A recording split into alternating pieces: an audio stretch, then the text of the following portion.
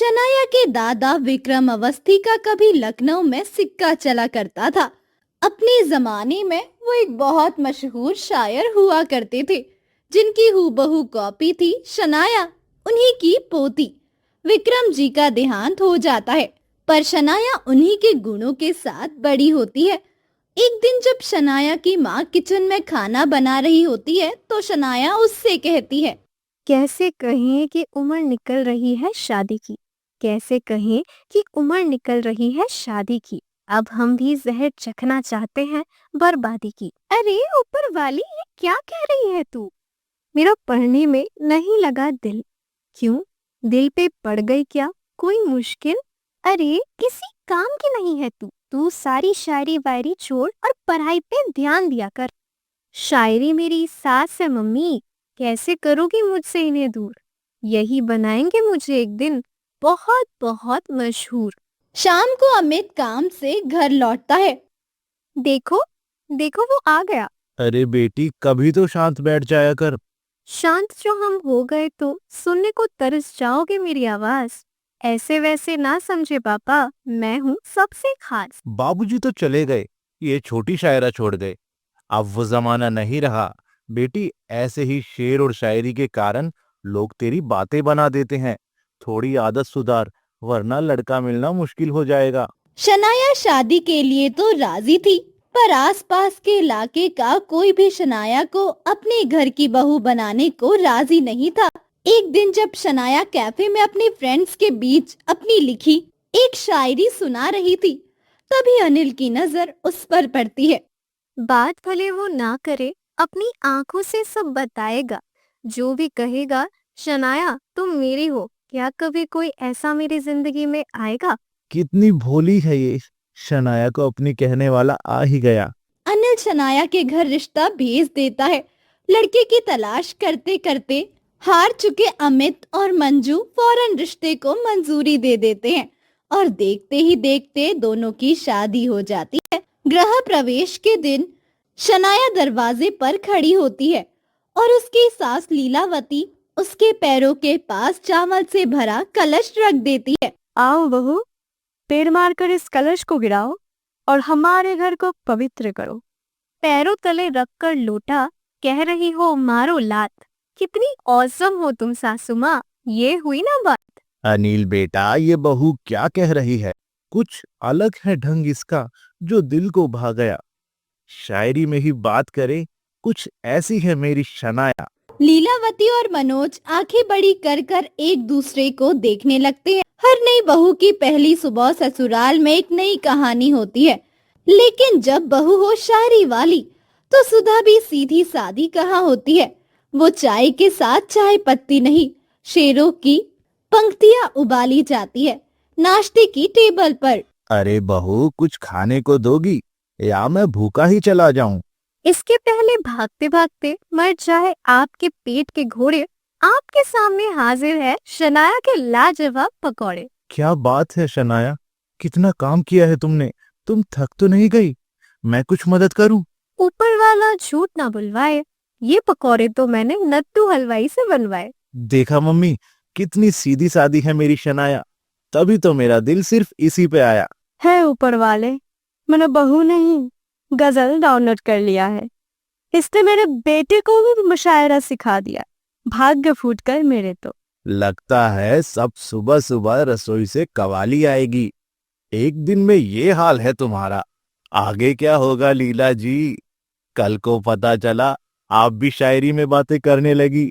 शनाया की शायरी का नुमाना तो गृह प्रवेश पर ही सबने देख लिया था, और अब रही सही कसर पूरी करने नई नवेली बहू की मुंह दिखाई पर मोहल्ले की औरतें लीलावती के घर पहुंच जाती है। अरे लीला, बहू को पल्लू में ही छुपा कर रखोगी कि दर्शन भी कराओगी? मेरे दीदार के लिए क्यों बेचैन हो पड़ी? लो आ गई मैं आपके सामने हूँ खड़ी। तेरे बातें सुनकर तो मैं गिर पड़ी। सब महिलाएं हंसने लगती है। शब्दों से खेलना सीखा है मैंने और रिश्तों को हंसी खुशी में सींचा है मैंने।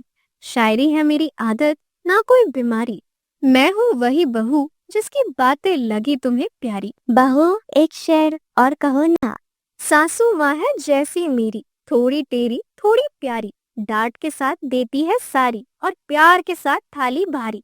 ऐसी सास के घर में आई, अब शायरी नहीं मोहब्बत की छाई। बहू ने मेरी बेइज्जती की है या तारीफ, ऊपर वाला ही जाने।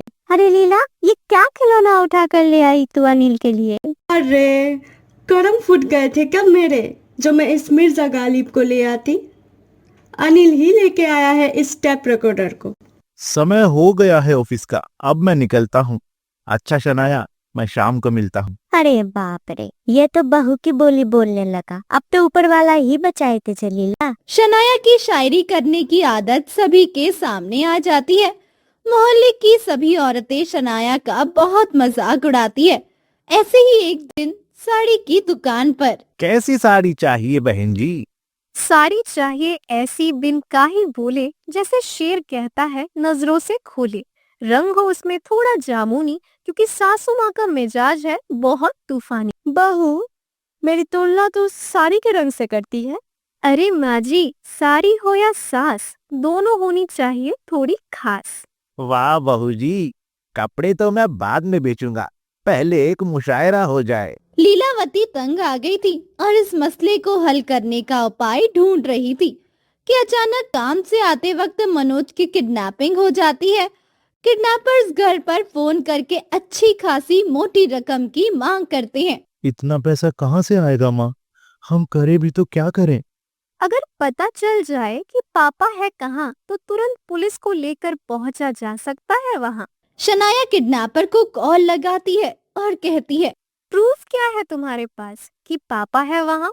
अगर है वहाँ तो दिखाओ कोई वीडियो या सबूत यहाँ। अरे ये किस शायरा को फोन लगा दिया, क्या कवाली गा रही है ये? इनसे कहती हूँ ला दो ना एक ड्रेस मुझे, शायरी में बता देना पापा एड्रेस मुझे। शनाया के साथ कई दिन रहने के कारण मनोज शनाया का इशारा समझ जाता है। किडनैपर्स मनोज के परिवार को भेजने के लिए एक वीडियो बनाते हैं, जिसमें मनोज किडनैपर्स की बातों के अलावा भी कहता है, बज रही है घंटी, लगे कुछ मंदिर सा है, लहरें तेज बह रही है पास, कुछ समंदर सा है। मनोज के एक हिंट से ही शनाया जगह का अंदाजा लगा लेती है और पुलिस की मदद से मनोज किडनैपर के चंगुल से छूट जाता है और घर वापस लौट आता है, जहां आरती की थाली लिए लीलावती सभी परिवार और मोहल्ले वालों के साथ खड़ी थी। आज बहू की शायरी ने मेरी जान बचाई है। आज लीलावती की बहू उसका सुहाग वापस लाई है। हो गई जो भूल, मांगती हूँ माफी। अब आए तो अंदर, मैंने तैयार कर रखी है कॉफी। सभी हंसने लगते हैं। रुकिए, अभी कहानी खत्म नहीं हुई। आप सबके लिए भी एक बात रह गई है कहीं तो अर्ज किया है। अब आपकी बारी है कुछ कहने की, दिल की कलम से जज्बात बहने की। कमेंट में छोड़िए अपनी एक शायरी जरा प्यारी, क्योंकि हर लफ्ज में होती है एक नई कहानी हमारी। तो दोस्तों, कैसी लगी आपको ये कहानी हमें कमेंट बॉक्स पर बताएं और साथ ही चैनल को सब्सक्राइब करें।